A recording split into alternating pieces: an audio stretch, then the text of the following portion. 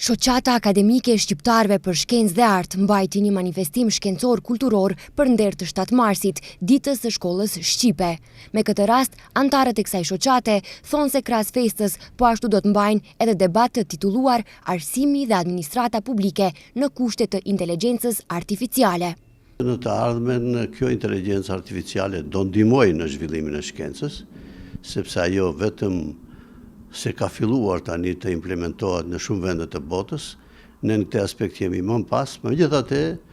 kemi hapat e parë dhe dëshirojmë të marrim më shumë informacione se si mund ta vëmë atë në zbatim.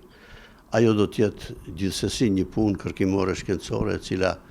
nuk do të mbështetet në të ashtu quajtura keqpërdorime ose plagjatur, po do të mbështetet në bazamentin shkencor duke u cituar dhe duke i dhënë referencat e nevojshme. Pra, motivi ynë ka qenë që edhe ta shënojmë këtë ditë, po njëkohësisht edhe të flasim për gjërat të cilat na interesojnë, sepse kemi në plan, domethënë që në të ardhmen më shumë se kaq këtë fushë me bashkëpunimin normal edhe të ekspertë të tjerë, ta zhvillojmë më tepër dhe në këtë drejtim të punojmë sa më shumë që të krijojmë hapësira të cilat edhe kemi parapa me programin tonë.